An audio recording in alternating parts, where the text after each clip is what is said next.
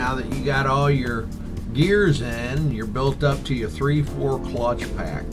What I'm doing here is I'm lining them up and then I'm sticking them in. As you stick these in, we kind of turned it and we kept turning it until it dropped down. You'll feel it drop down. And as you're doing this, we also kind of rattled it. We shaked it, we turned it, and then I also held a few clutches down there in the bottom to make sure nothing was spinning on it. Or the bottom gear, the shell that was in there, I made sure that didn't spin to kind of hold it in place.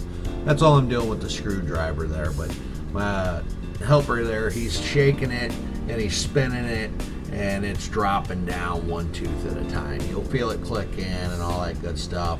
You can count the teeth up and find out how far it's got to basically click in.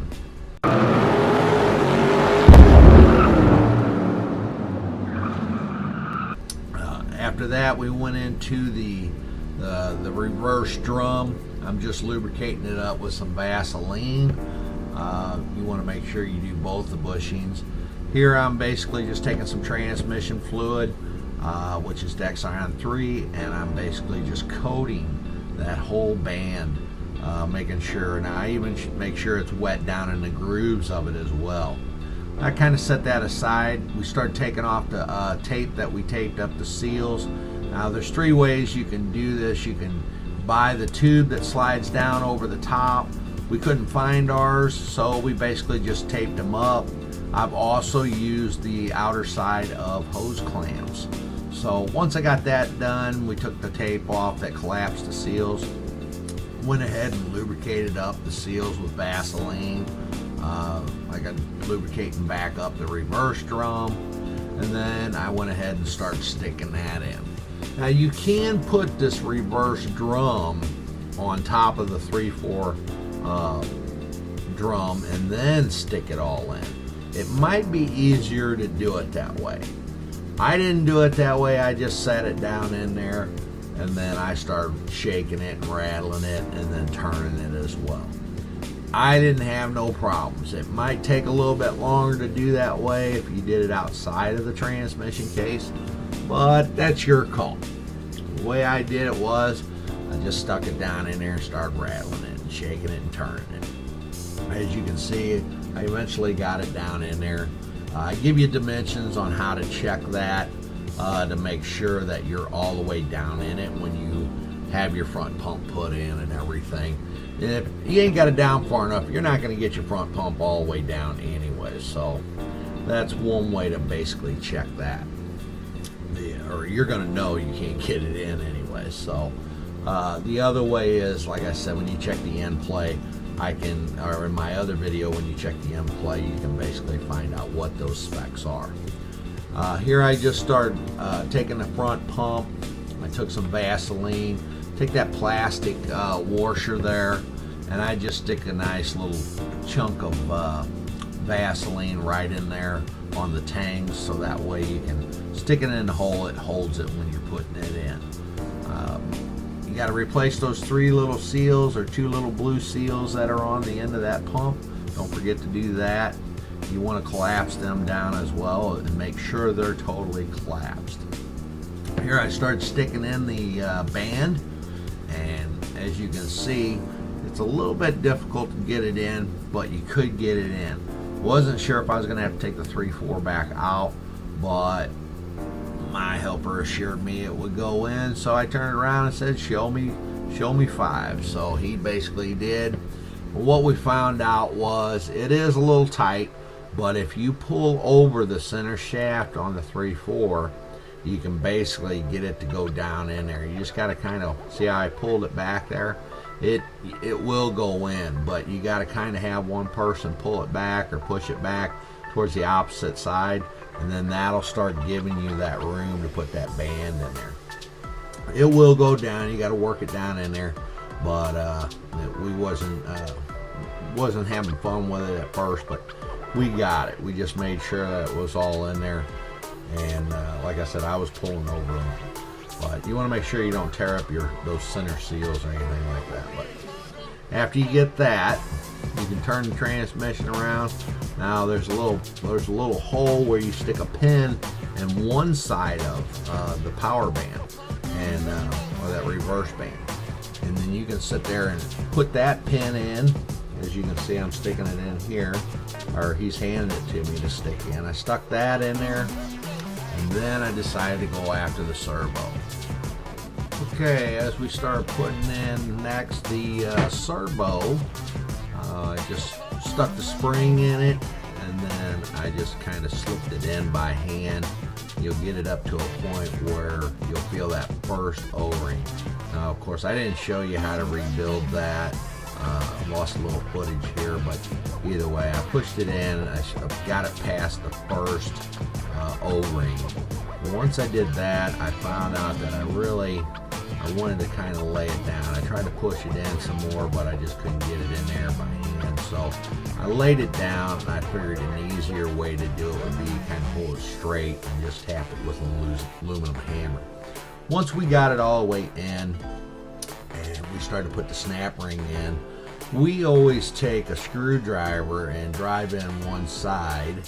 As you'll see here, I just kind of get it close on one side, and then they'll take a screwdriver and tap it in on one side, and then we'll get it started and we'll start running it around.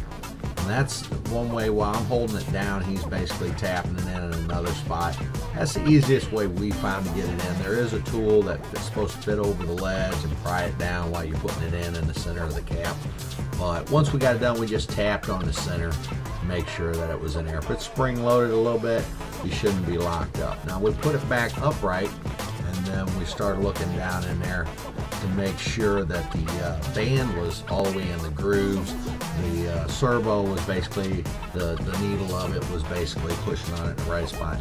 What I did was I took the valve body pin back out, and then I had him just push over with the screwdriver when we put it in, and then I put it in there and slipped it back in. It went in, but yeah, I took that pin back out because I thought it might be easier to put the servo in. So either way, after I got done with that, I took some Vaseline. I started running, and I didn't cover up the holes, but I'm just kind of putting it around where the gasket fits for the front pump, and then making sure that my gasket will sit down in there and it'll kind of be held in place.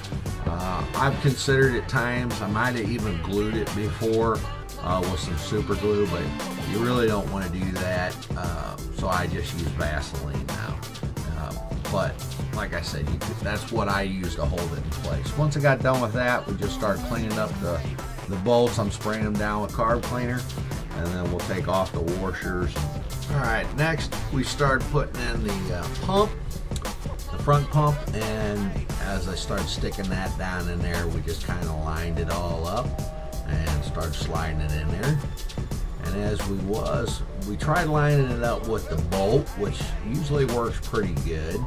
So you get your first bolt in there, and once you can get it down far enough, you got to get it past some seals. Now you got to remember that middle seals have to be collapsed, and the seals on the pump have to be collapsed. So we got the first bolt in there. As you can see, we started screwing that in. We got the pump. We thought we had the pump in there. Actually, the pump is not all the way down. However, what we did was we started realizing that the pump just didn't seem like it wanted to be pulled down. Like it didn't slide into that first lip. You're going to feel it slide into that first lip like it's all the way inside the casing. Ours was even with it, and it didn't slide in. And I didn't realize that at first, so I started sticking in the other bolts.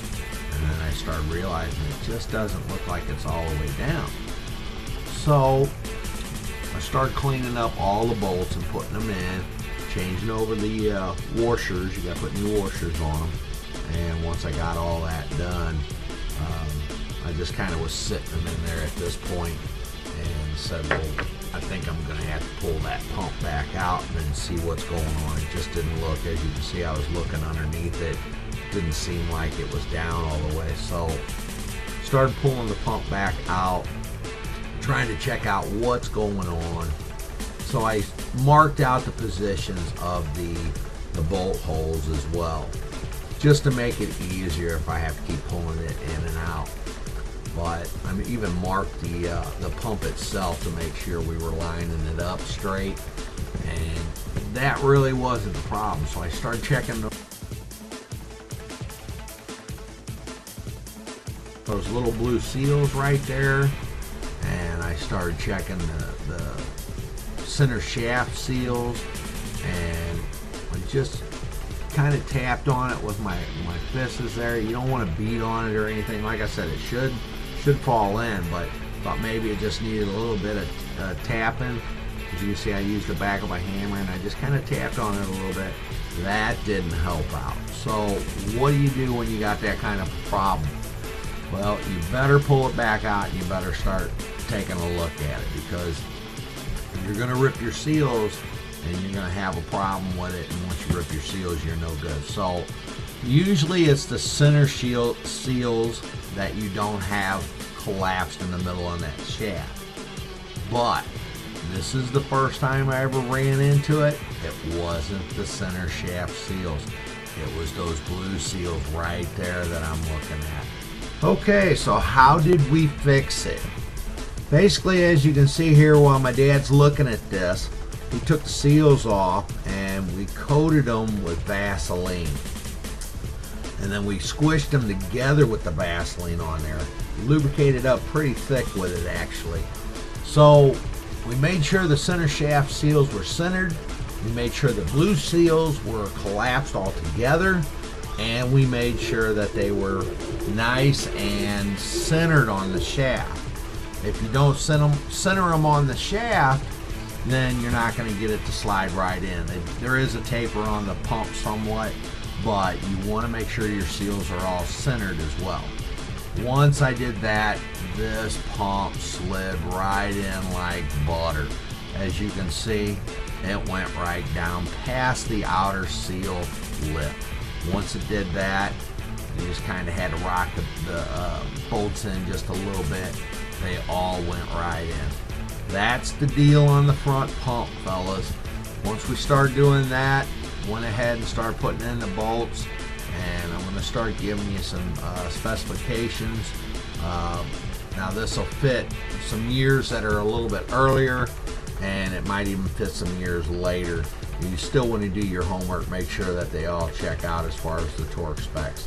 And once we snugged them down here, we found out that there was two gaskets. I just wanted to let you know about that.